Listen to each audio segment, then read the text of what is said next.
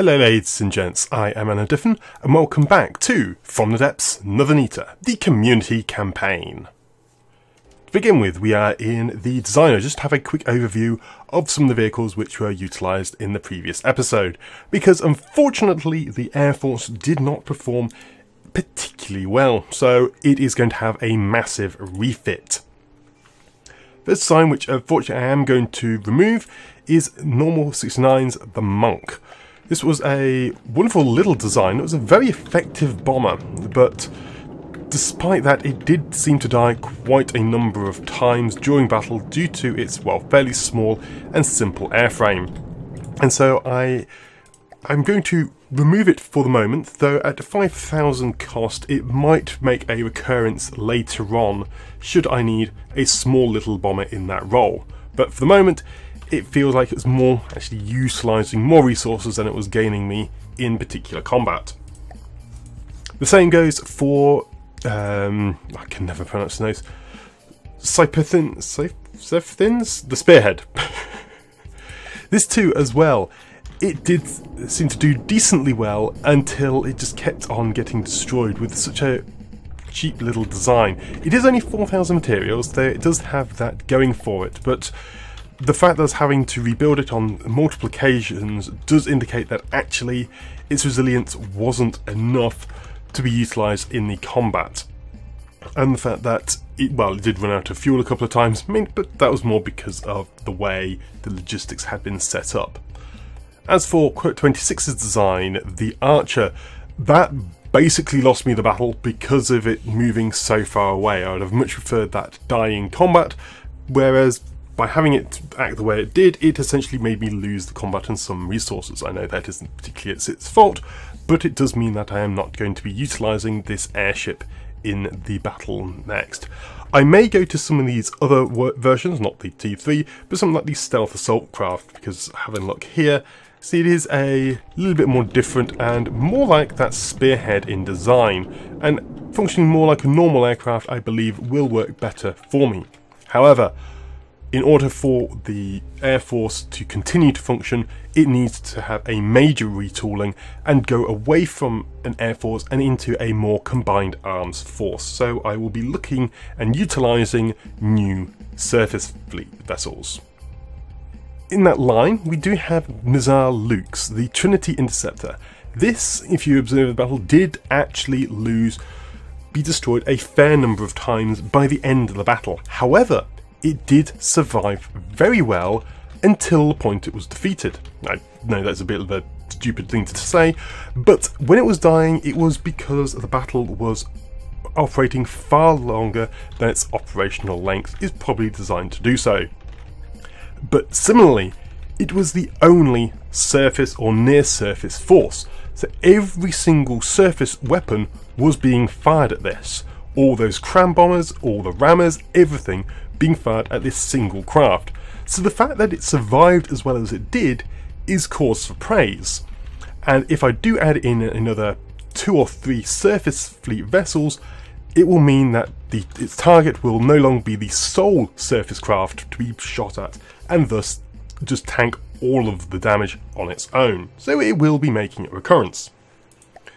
The same goes for Sovereign Cataclysm's faculty, the Impetuous Faculty.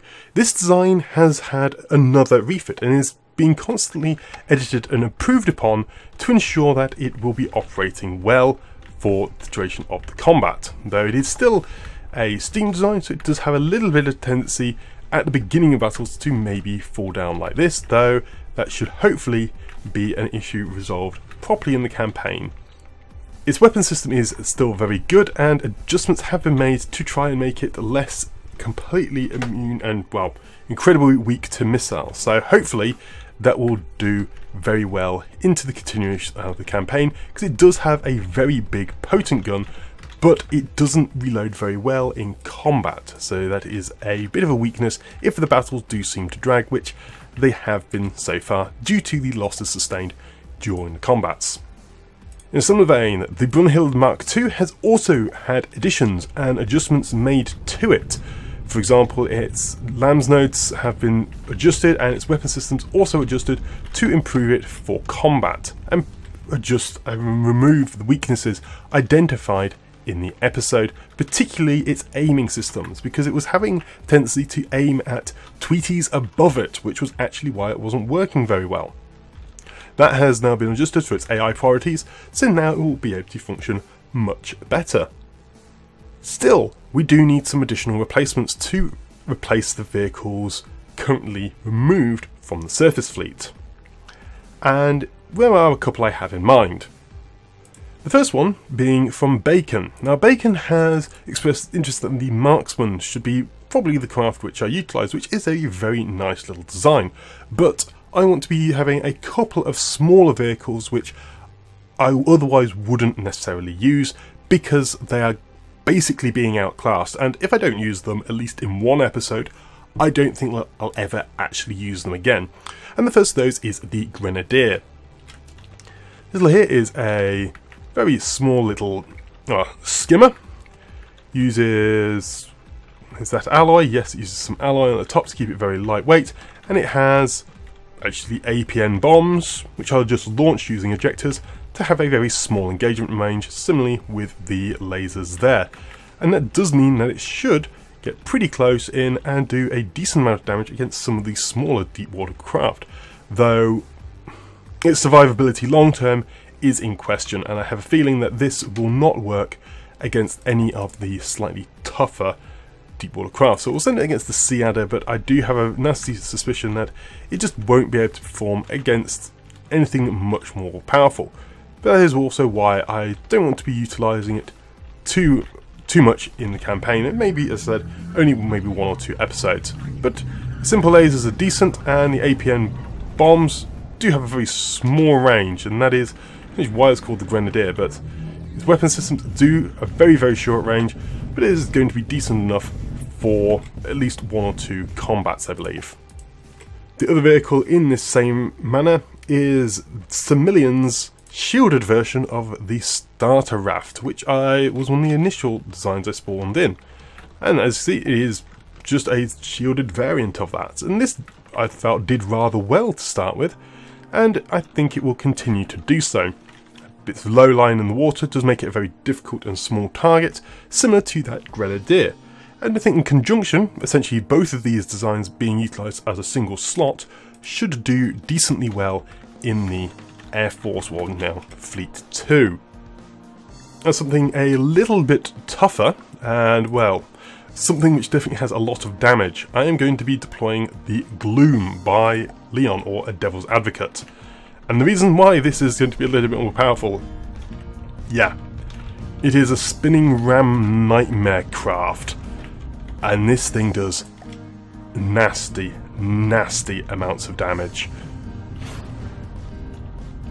I think those balloons actually might be defending it as well. I don't think they're actually required for its functionality, but when it gets close, it just eats enemy craft so unbelievably quickly. And this is definitely going to be the big hitter in our force. There's not much which can do to stop this, apart from our own forces bombarding the same enemy. You see, it's just eaten away at the craft, and it's actually captured it because of how close it is and how close I am sitting on this design. And that is actually what I'm going to be doing. I'm going to be sitting on this craft most of the time when it's deployed, so that I can repair any damage to the rams and also capture any of its unfortunate victims, which will give us a nice boost to our resources. And doing it this way, I don't feel as cheaty as when I take him over with Rambot, because I could also utilise some of the faction buffs for systemic scanning for increasing the resource levels, which I might do, but again, I'm not too sure on that one. I might do it, but I think that will do us for now. There are a couple of other designs I could utilise in this Interceptor range as well. So a couple of people have submitted small drone-like craft, but we're going to have to see how well this current force functions, because the main focus of this episode is going to be Fleet 1 or the Surface Fleet, because I have a nasty feeling that the Surface Fleet is not going to be adequate and will need to be combined arms in its own right. But we'll find out in a moment. So the first thing identified is that we have the Pirate Lord Panther's fleet coming in to attack our logistics systems, which is the Super Tweety. We need to end that craft immediately. And this is where the logistics craft is going to try and run and remove it as a threat.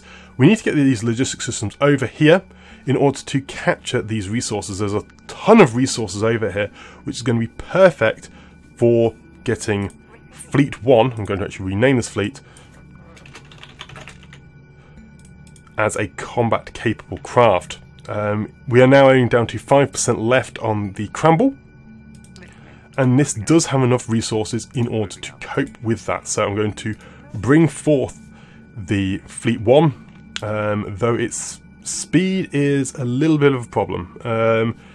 It's just slow. We've got the Beschutz and the Timmy both at speed of 3, and that is definitely going to be a bit of an issue, so I'm going to move them up towards this tile here and have them engage these tiles for an eventual capturing of the Lost Forest of Erwick, and maybe cycling around to attack Janwall from the north.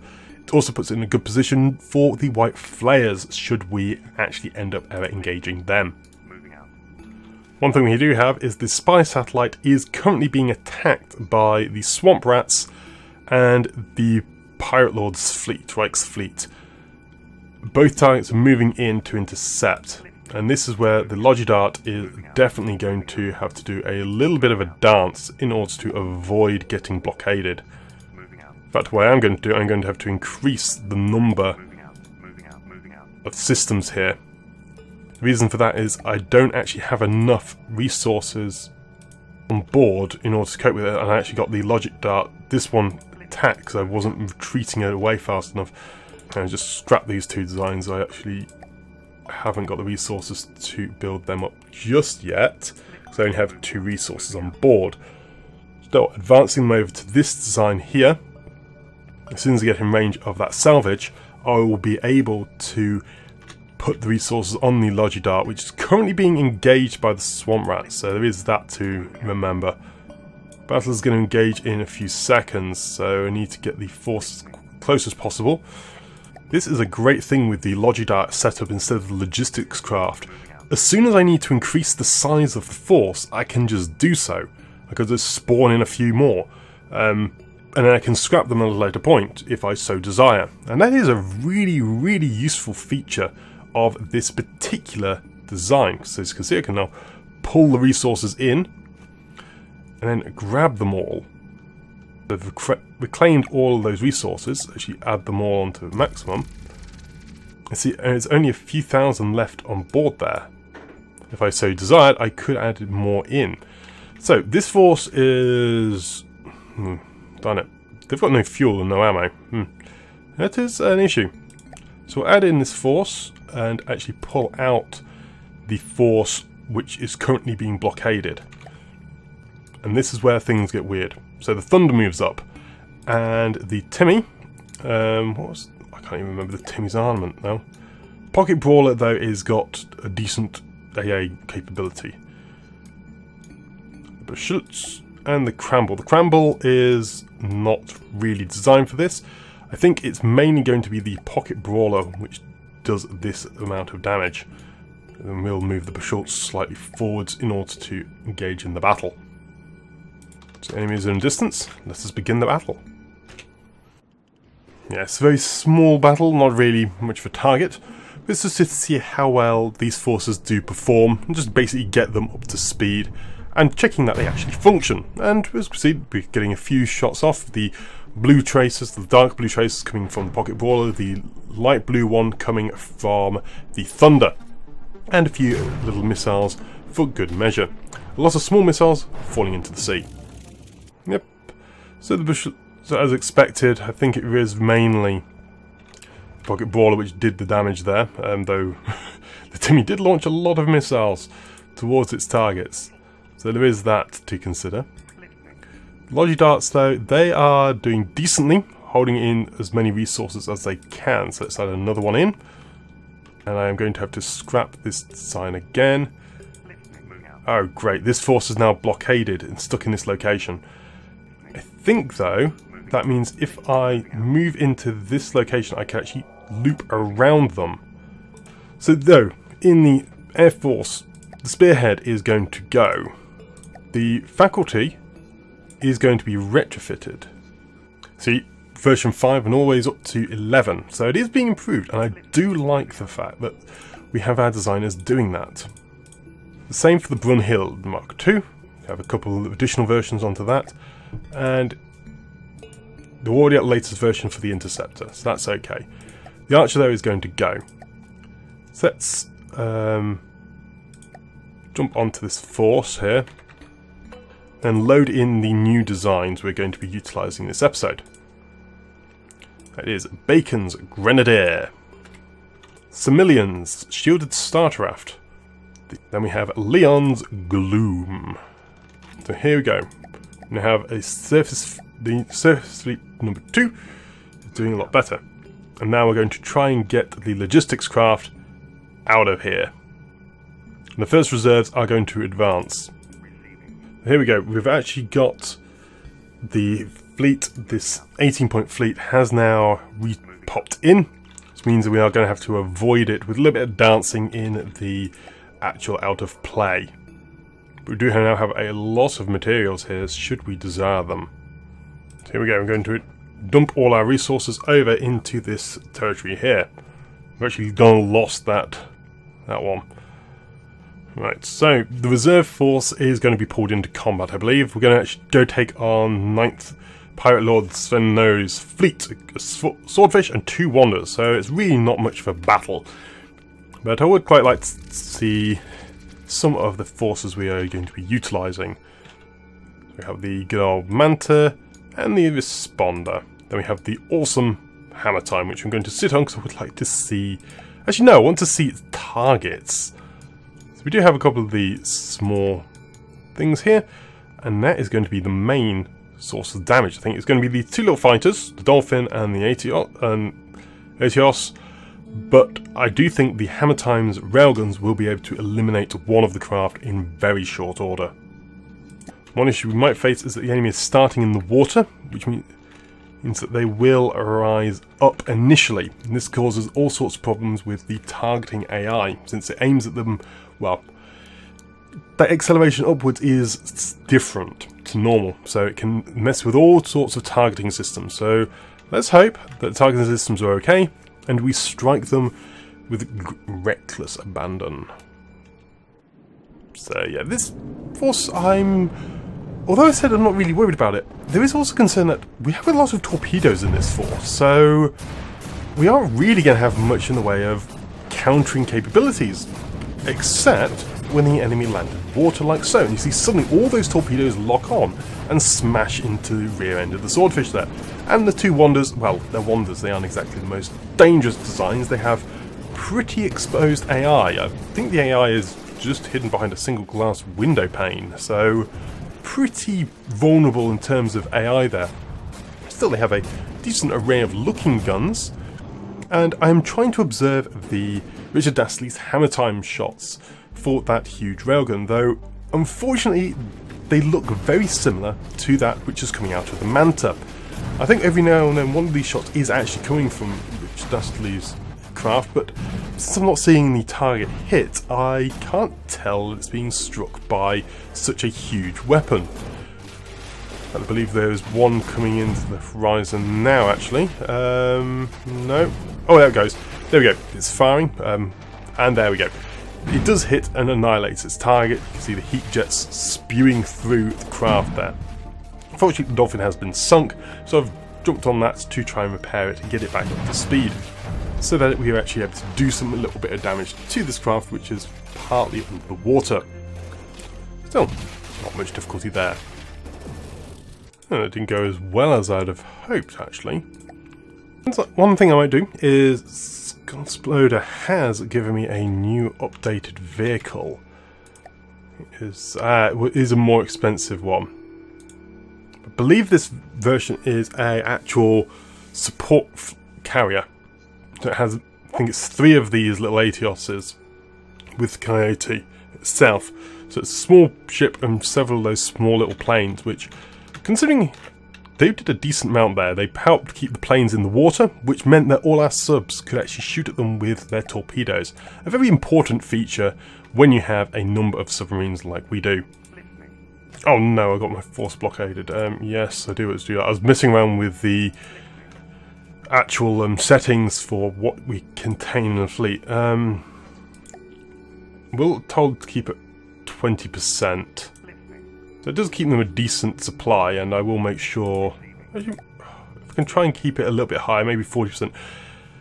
This was sort of recommended to try and keep the forces at a decent supply level. 80% all ammo, all battery, and all in the same group. That should at least give them a fighting chance with various battles.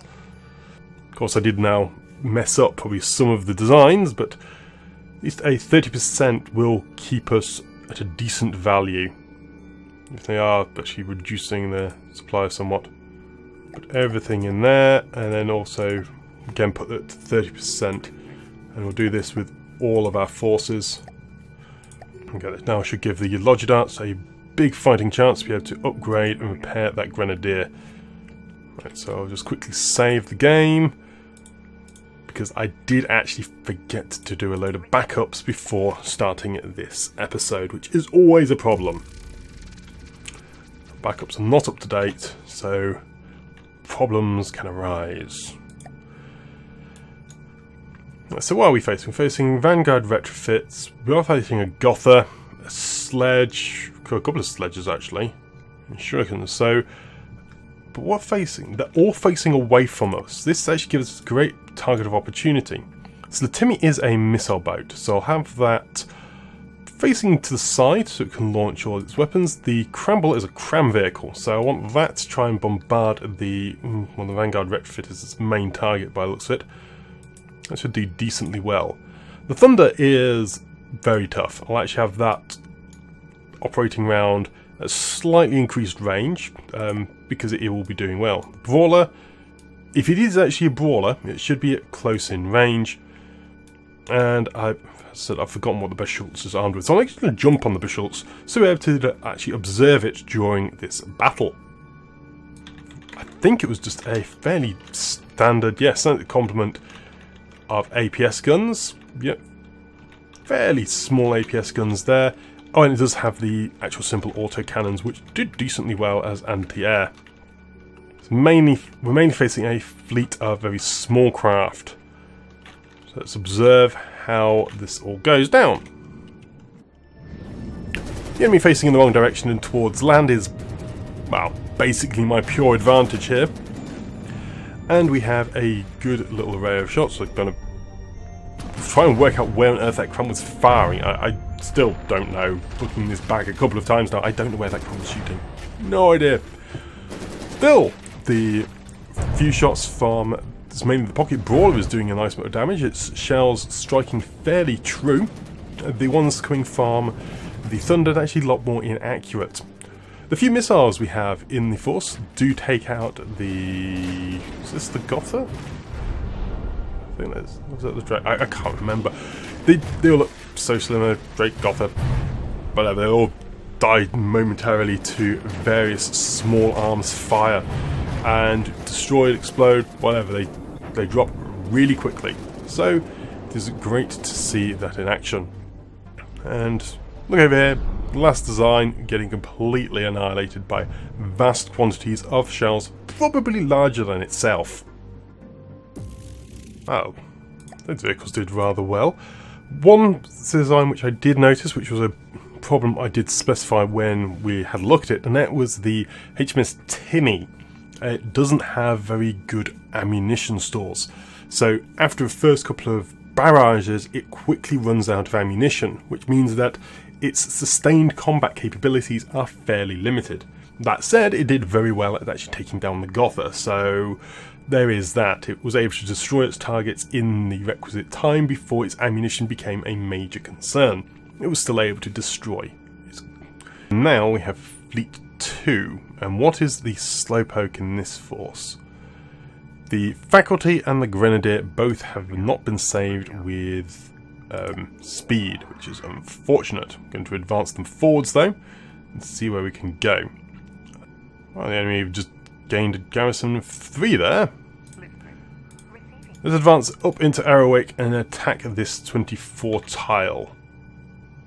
Note, we are still not being attacked by any of the squirrels. The squirrels should be a very cheap design. It's the pirate lord it's with. I think I might have to just adjust which pirate lord it's with, so that we can actually face some more of them. Though, just as a bit of a difference from the hoplites, sunfish and sky vipers, though honestly, squirrel isn't particularly deadly now with the changes in the game. It's been left in the dust with regards to its strength.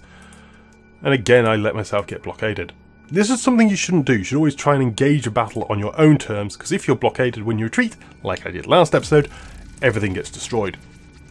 Though honestly, if this force defeats us, we deserve to die. I'm going to put the Timmy right close. Its rockets are very short range, and so I want to ensure that its weapon systems have the best chance of striking. Same with the Cramble. The Schultz is decent with its range, so I will keep that at a fairish distance. We'll jump on the Cramble though, and observe the battle in a moment. There's a very, very high-flying plane up there, and that could be a little bit of an issue with regards to destroying things, but we have the Brawler, which has probably got pretty decent AA capabilities, and as does the Thunder, should it decide to target such an opponent. We do also outnumber the enemy a ridiculous sum. Yeah, we really do. The amount of excess we have here. The first ray of missiles from Timmy go launching up and unfortunately run out of fuel just before they impact, so they skim underneath their target. A big solid hit from the Thunder smashes into the monkey barrel, disabling it entirely, though I don't think it actually destroys it in one shot, which is an impressive feat for the monkey barrel there, surviving such a large shell. Some of the hoplites grenades get launched forwards, but I don't think it's actually doing any damage. It's actually these simple autocannons on the Cramble, which I think are actually doing the most damage in this battle, because, well, hoplites die ridiculously fast to simple ACs. The Pocket Brawler's definitely got quite a nice anti-air capability, though it was, and the Brawler it was not really something I was expecting, particularly in terms of its name, to be such an effective anti-aircraft. So, but against these light targets, it is pretty good. The other thing is that simple weapons are very effective. All these fairly large guns are just not having the tracking capability in order to deal with the small swarmers, but the larger craft are able to deal with them much more effectively. So we have a single Sky Viper threatening us. Well, let's engage it. Slow the battle down to nothing. Gloom, you right at the bottom. If we load it down to the bottom, we still have 3 crafts. It's the Grenadier, the Interceptor, and Shielded Starcraft, but that is a lot safer for us. In fact, no. Brunhild, you're right at the top. Then you can just spawn on your own and bully the poor little Sky Viper by yourself. In fact, let's just watch this battle in live time, because I really don't think it's going to take that long. Here comes the popping of the land, and the poor little Sky Viper against its much more impressive, imposing foe, which destroys it in a single hit, though it did take a few rounds in order to get that line of attack. But target is dead. Congratulations, Brunhild. Damn it! I didn't spawn in the Grenadier or the... that means they're still moving slow. Whatever. Let's advance. Let's move the spy satellite up to this point in Arrowwick here. It's going to give us a much wider field of view and look around at what's going on in the nearby vicinities. Fleet 1 has engaged this force here, an Atlas, Drake's, Sky Viper and a Vanguard. So we just moved into this tile and there were no enemies here. That's happened before. I thought it was always because I... Oh goodness. This force has been blocked. I didn't even notice they got blockaded. Anyway, let's advance through the channel. Yeah, I've had this happen before. It seems to... I always thought it was because they got cut off from the surroundings, but no, they just didn't spawn any forces. Odd. Well, let's engage this force. Again, I really... If we do die to this lot, we kind of deserve it. So, there is that. The enemy complement of craft, not especially scary. The Atlas is not a dangerous vehicle. It's quite easily shot down with the balloons, so the balloons will probably go down to the simple autocannon fire. These little vehicles, you get one good hit on them, they die. You get one small hit on this one, it dies. And, well, the AI is exposed. It's not dangerous. You know, I say not dangerous, I'm going to have to eat my words on one of these battles, aren't I? I just know it. I'm going to say that and get completely annihilated by something with completely exposed AI. It's going to take a critical hit to one of my guns, the whole ship's going to explode and fall to pieces. It's going to be one of my builds, no doubt about it. Still, the enemy in this case were not a threat. Several designs died in the initial Alpha strike, and the others died moments afterwards to the rest of the fire from our craft. The little Timmy there going in very close range, doing a lot of missiles. So what are we facing? We're facing 3 Sledgers, Nurchin, Vanguard and a Sea Viper. Again, not exactly the most imposing of foes. Wait till a little bit closer and then engage in the battle on our own terms. As soon as those 2 lines intersect, that's when we decide to engage. Ooh, we're in a night battle. A lot more atmospheric this time. And the night battle should last for the whole duration as well. And that it does. So, I'll go silent for this battle.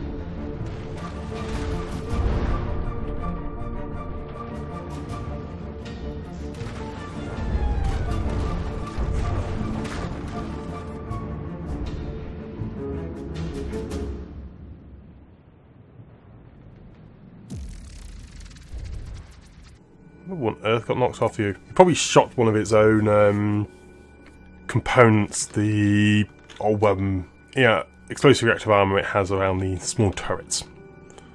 Ew, we have 2 frantic chickens and a Nessie. Good grief. These are getting some interesting forces now. Logic Dart Force, this one contains a lot of material. Mainly because it's got so many of the darts themselves. I might split this up into some smaller forces. Or actually, the thing is, I could always scrap them. This refinery is probably never working at optimal efficiency, is it? No worries. How's the fuel in this beast? They've used a couple of thousand, not that much yet. Alright, let's engage this force. Again, more hoplites. To me, this will go over here again, close from range. It will actually probably shoot at the Atlas, which is a good position for it. Pocket Brawler again, probably going to be our primary source of damage, though the Beschultz is definitely no slouch in that regard. With a fairly atmospheric battle. This time we'll observe the enemy and see how much damage they receive. It's... yeah, they're going to die, there's probably. Good array of missiles actually coming from those. I think some of those were actually interceptors. I didn't know they didn't. Well, God, had interceptor missiles, so that's a neat feature. It's really better have those rather than some of the other weapon systems. The next array of missiles they do strike into the craft there, destroying the balloons, making it fall into the sea, making it much more vulnerable to all other attacks. is basically the last survivor, with just purely how many more blocks it has than anything else, so that it can tank a few of these much larger strikes, particularly if those strikes do not hit directly home on the AI. But it's just losing hit after hit after hit, and a few pinging off the hull there on the few bits of metal it has, but then a couple of hits to those volatile components and it is disintegrating into lumps of confetti. And then similarly, the monkey barrel gets shot from all directions, chunks of it flying down from the screen as it then also disintegrates. Excellent, this force is doing repeatedly well, though it did take a little bit of damage on the Beschultz that time in the pocket brawler. The biggest issue I'm finding is that they aren't really able to have a long duration combat yet, so it's how they perform in a fight such as that. And that's what we're going to test now. We're going to test this 112 tile. I was thinking about ending the episode, but honestly, I want to see what happens. Let's make sure I have a little bit more resources for this fight. Let's go up to 50%. There we go. Got about 5,000 resources, which should do them decently well. It all depends what spawns in the 112 tile. So we are facing Gotha, Drake, a Corsair, 2 more Drakes, a Crossbones, a Sledge, a Ransack, and an Urchin. The Urchin is slightly damaged. It's that Crossbones which is formidable. And this force was actually going to reinforce them as well. Oh no, they're going to reinforce the 0 tile. Right, well, let's engage. This is going to be a true battle. It's so much the case that we can't actually spawn in everything. I am going to, because otherwise we don't stand a chance. Crossbones are powerful, to say the least. Our best chance is the Thunder. And the Thunder, with its impressive Lambs array and strong weapons, should be able to deal with the Crossbones. However, it's whether or not the rest of our forces can, because we need to deal with everything. It's not just a one-on-one target. And Timmy's going to be sacrificial. I'm going to send Timmy up here. This is because the Timmy has a very short-range weapon. As much as I'd like to deploy HMS Timmy further back, its weapon systems just don't have the range. And it's going to die. Simply put, it's going to go close, it's going to get destroyed in this battle. But if I can deploy it behind the Crossbones at a decent distance, or probably nearer the aircraft, I'm hoping it will be able to get off a couple of volleys of missile fire before it is defeated. There is the Timmy. I'm hoping its missiles will be able to do something. And there is the absolutely enormous Crossbones. Tons of cram weaponry. This thing is pretty brutal, let's say. Then we do also have the Corsair, I think it is.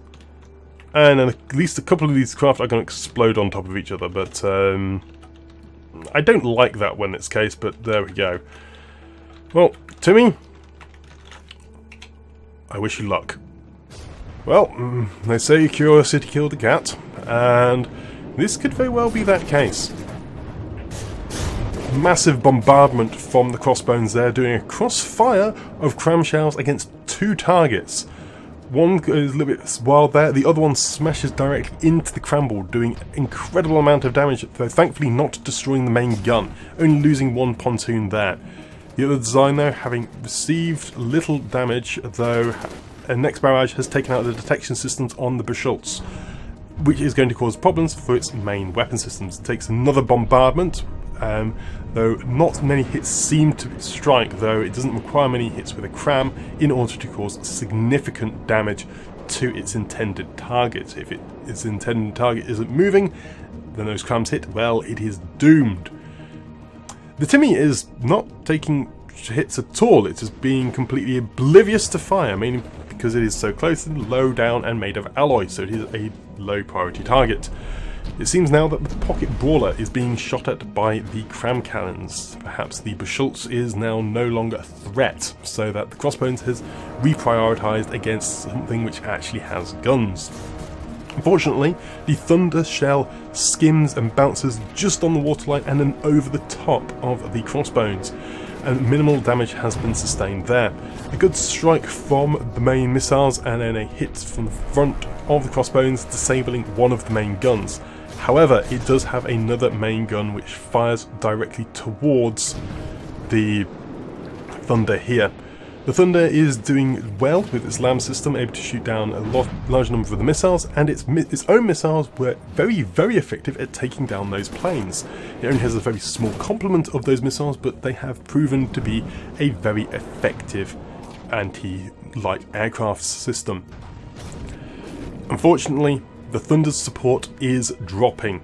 It is trying to do well, but unfortunately we are now dropped down to the Beschultz, so I've jumped on that to try and repair it, though as I jump on it takes a colossal strike and a huge amount of damage is sustained, particularly as it's now bombardments from cram, and I now leap back onto the Thunder, which has taken a hit to the rear. So it's ammunition, it has a problem, and then it takes a cram, I believe it's a penetration depth cram, which breaches the main turret and blows up the entire gun there, leaving it defenseless with no ammo, no gun, and I believe its LAM's majority of its LAM's node has also been disabled, leaving it dead in the water. This then leaves the Timmy, which, as previously mentioned, has very poor ammunition reserves on its own right. So it is disintegrating, but it did a lot better than I was anticipating. I was thinking it was going to get annihilated straight away, but that wasn't the case, and in the end we retreat from this battle. Right, so I'm going to end the battle here, because, well, I forgot, I didn't do a, made sure I wasn't blockaded, didn't I? So I can come up, try and grab these resources. I can grab these resources. Yes, I can. Try to keep them just out of range so I can grab the resources and then retreat back. Good. Well, that battle illustrated an issue which has been talked about with regards to the style of campaign I am doing. And I'm actually going to pause the game so I don't have to worry about these things. And that is the resource limit for the combat.